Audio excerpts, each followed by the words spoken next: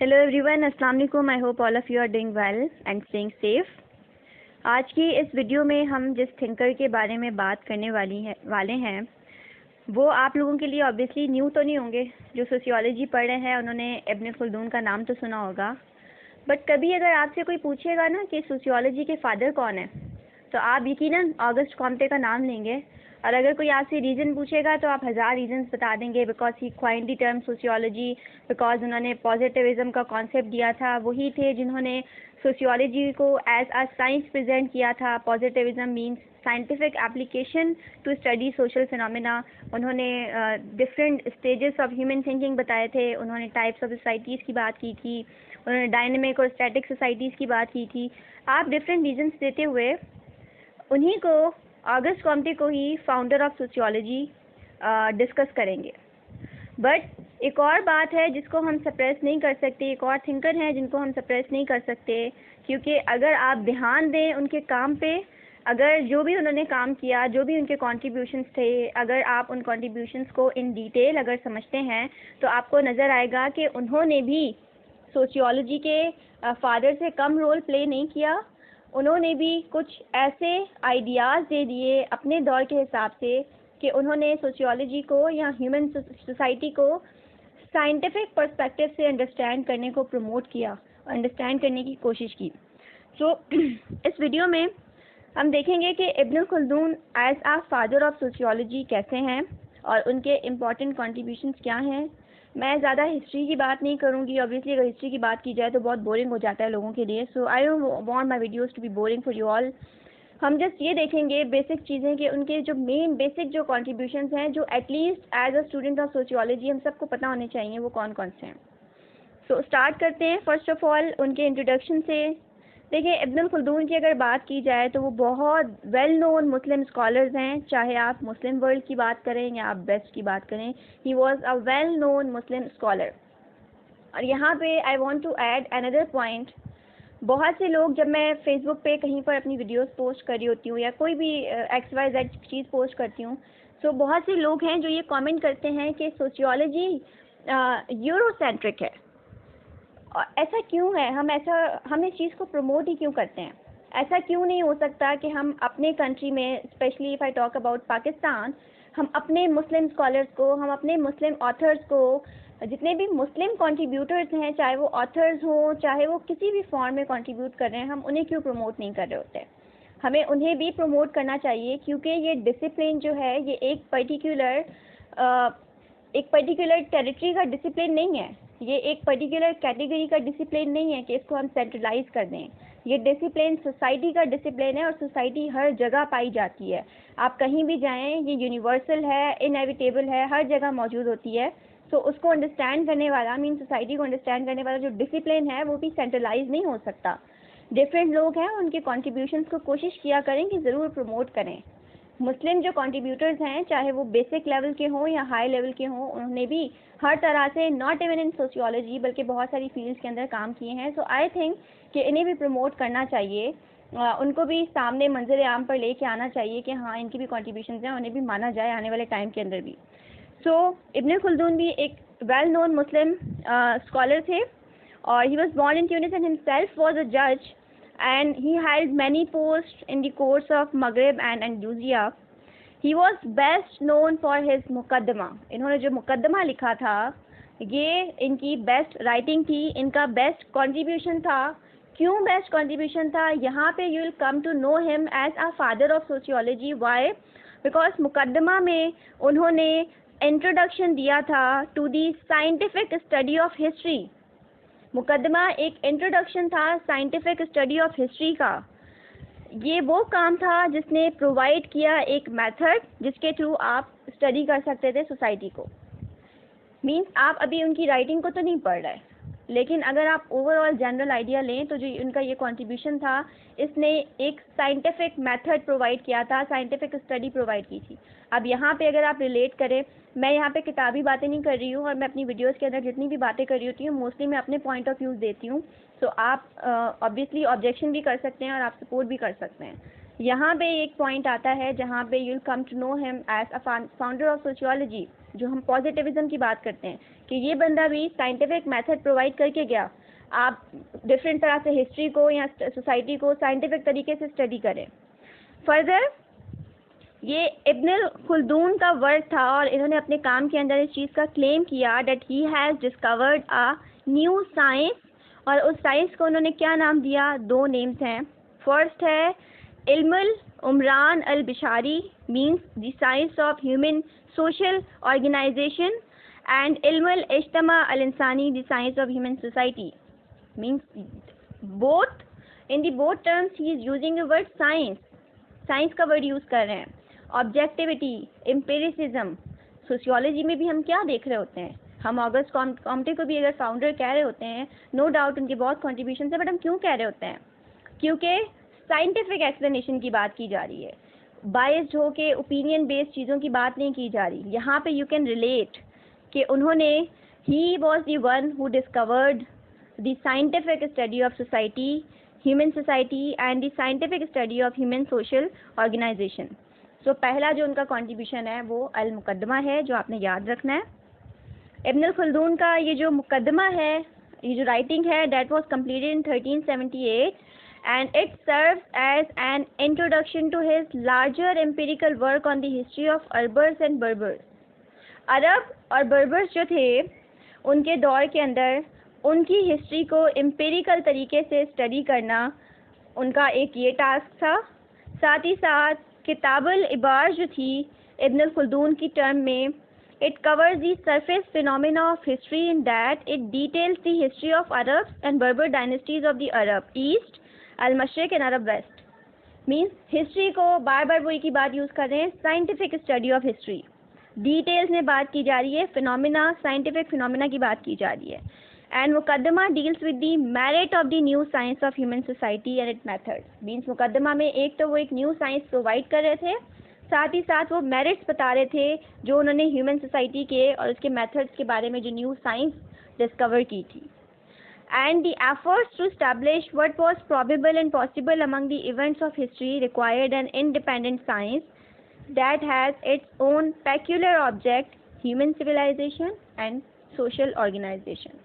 ये जितनी भी अब तक बातें हुई हैं, इनसे आपने एक चीज़ हासिल की है, that he was obviously a true Muslim founder of sociology. Why? Because he had presented Muqaddimah in which he claims to give a new social science that deals with the history of Arabs, that particular Berbers of his time, और वो एक method provide करते हैं और साथ ही साथ फिर उस साइंस की, उस न्यू साइंस के मेरिट्स भी प्रोवाइड कर रहे हैं और उनका focus human civilisation and social organisation है।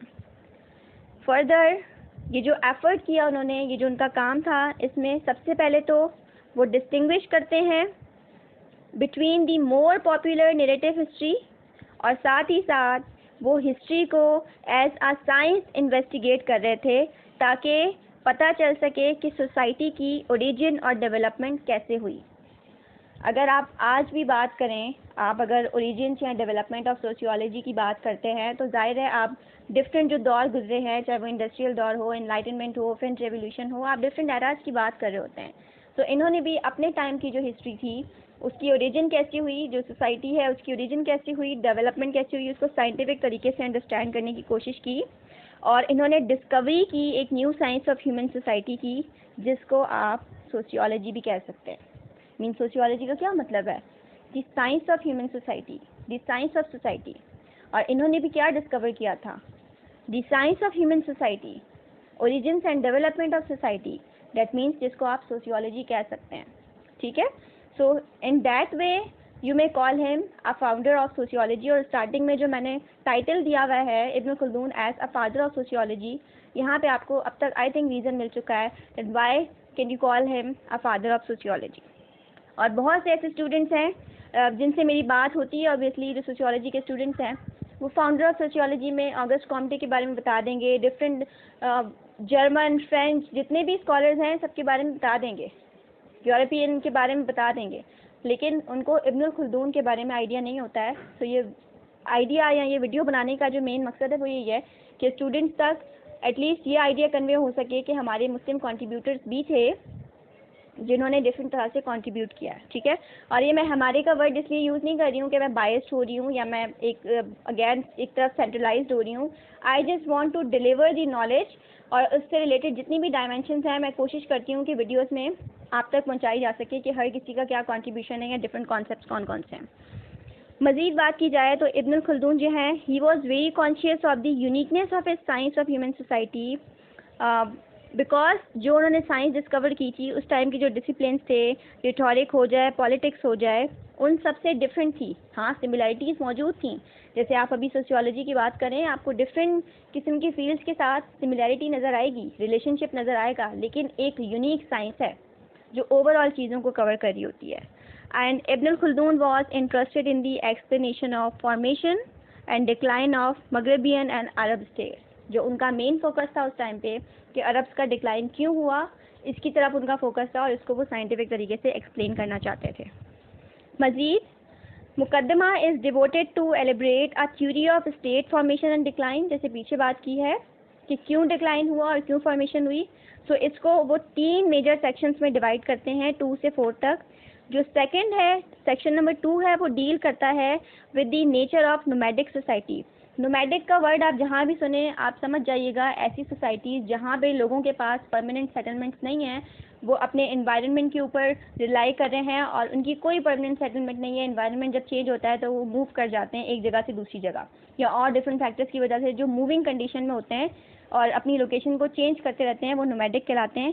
सो इनका जो सेक्शन 2 है वो ये देखता था, it dealt with the nature of nomadic society, जहाँ पे जो ट्राइबल सोशल सॉलिडेरिटी है उसकी सुपीरियॉरिटी थी। अच्छा, ट्राइबल सोशल सॉलिडेरिटी को ये असाबिया का नाम देते हैं। असाबिया भी ये टर्म है जो कि याद रखने की है इब्न खल्दून के हवाले से। असाबिया का मतलब है ग्रुप फीलिंग, यानी role of kinship and blood ties in group feeling and the natural inclination of nomadic society to attaining royal authority establishing a dynasty. आज भी अगर आप बात करें, आप ग्रुप्स की भी बात करें, तो आप उनमें अगर सेकेंडरी की बात करते हैं तो प्राइमरी की भी बात करते हैं। अगर आप आउट ग्रुप की बात करें तो आप इन ग्रुप की भी बात करते हैं। सो इसी तरह से देन आप मैकेनिकल और ऑर्गेनिक सॉलिडेरिटी के कॉन्सेप्ट की बात करते हैं, तो ये चीज़ भी वो पहले बात करके गए हैं। दी कॉन्सेप्ट ऑफ असाबिया, यानी ग्रुप फीलिंग की किस तरह से ब्लड टाइज जो होते हैं वो ग्रुप फीलिंग के लिए इंपॉर्टेंट होते हैं, और किस तरह नोमैडिक सोसाइटीज़ इंक्लाइन होती हैं रॉयल अथॉरिटीज़ की तरफ, और किस तरह से फिर डायनेस्टीज इस्टेब्लिश हुई थी। अगेन जो सेक्शन 3 है उसका ये फोकस था कि किस तरह से रॉयल अथॉरिटीज़ डेवलप हुई और उसके बाद उनका डीके हुआ, रिलीजन का क्या रोल रहा इसमें, वेरियस ग्रुप्स और जो फोर्सेस थी उनका क्या रोल रहा डायनेस्टिक डिक्लाइन में, और ये सारी जो मीन्स ओरिजिन एंड डिसइंटीग्रेशन है वो सारी चीज़ों को फोकस किया गया था सेक्शन नंबर 3 में। और सेक्शन 4 ने हाईलाइट किया था डिफरेंट आस्पेक्ट्स को about the nature of sedentary civilisation, जो कि उसके बाद की सिविलाइजेशन थी। ठीक है, मैं अगेन हिस्ट्री को नहीं डिस्कस करी, I know it is going to be boring, just आपको एक पर्सपेक्टिव बता रही हूँ कि वो जो एक कॉन्सेप्ट बीच में देते गए और साथ ही साथ किस तरह से साइंटिफिकली उन्होंने 3 सेक्शंस के अंदर पहले ये डिस्कस किया कि किस तरह से एक डायनेस्टी इस्टेब्लिश हुई, असाबिया की बात की, ग्रुप फीलिंग की बात की, फिर किस तरह से उसकी फॉर्मेशन और फिर उसका डिक्लाइन हुआ, और आखिर में जो नई सिविलाइजेशन है सीडेंट्री सिविलाइजेशन उसकी बात कर रहे हैं। एंड एट दी एंड ये जितने भी सेक्शंस थे इसमें इब्न खल्दून जो हैं he basically theorises the difference in social organisation between nomadic and sedentary societies. किस तरह से डिफरेंस था, जैसे अगर आप आज की सोसाइटी की बात करें तो भाई आप जब टाइप्स ऑफ सोसाइटी की बात करते हैं तो आप मोस्टली 3 आस्पेक्ट्स की बात करते हैं, प्री इंडस्ट्रियल, इंडस्ट्रियल, और फिर वैसे तो बहुत सारी टाइप्स हैं, लेकिन मैं जस्ट नॉर्मली अगर बात करूँ प्री इंडस्ट्रियल, इंडस्ट्रियल और post industrial, modernisation and post modernisation, आप डिफरेंसेस को एनालाइज कर रहे होते हैं ना, तो इन्होंने भी बिल्कुल वैसे ही जो 2 सोसाइटीज़ थी उनकी ऑर्गेनाइजेशन, उनके बीच में डिफरेंसेस की बात की, और इनके जो थ्योरी के अंदर फंडामेंटल कॉन्सेप्ट था वो असाबिया कॉन्सेप्ट था, मींस ग्रुप फीलिंग, जो याद रखने की चीज़ है। और उनके अकॉर्डिंग एक सोसाइटी तब ही स्ट्रांग हो सकती है, डोमिनेट हो सकती है, जब उसमें स्ट्रांग असाबिया हो, स्ट्रांग ग्रुप फीलिंग हो, means the united we stand and if we are not united we fall. ठीक है, जितनी आप में असाबिया होगा, ग्रुप फीलिंग होगी, आप इसको मुस्लिम पर्सपेक्टिव से भी देखिएगा। जिस तरह से मिसाल आम ज़बान में अगर कहूँ कि तिनकों को अगर आप अलग अलग कर दें तो आप तोड़ सकते हैं, पर अगर वो जुड़े हुए होंगे तो आप उनको तोड़ नहीं सकते, वो सॉलिड हो जाते हैं और ज़्यादा स्ट्रॉन्ग हो जाते हैं। सो यहाँ पे असाबिया ग्रुप फीलिंग भी जितनी स्ट्रॉन्ग होगी उतना ही एक सोसाइटी डोमिनेट होगी और उतनी ही एक सोसाइटी वीक होगी जिसमें उसका असाबिया वीक होगा।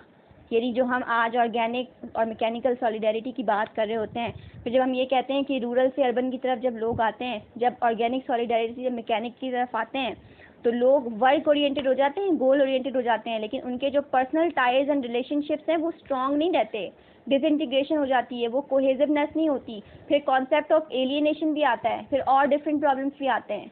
तो आप अगर गौर करें आज की सोशियोलॉजी में और जो ये कॉन्सेप्ट दे रहे हैं, तो आप बहुत सारी चीज़ों को रिलेट कर पा रहे होंगे जो मैं मिसालें दे रही हूँ। I hope everything is understandable. और आपका कोई भी फीडबैक हो, सजेशन हो, तो कमेंट सेक्शन में ज़रूर मुझे बताइएगा, so that I may improve. और अगर आप अप्रिशिएट करते हैं, सपोर्ट करते हैं, तो वो भी ज़रूर कमेंट सेक्शन में डिस्कस कीजिएगा, ताकि मैं मज़ीद मोटिवेट होकर और ज़्यादा अच्छी अच्छी वीडियोज़ बना सकूँ। And thank you so much, take care, have a good time.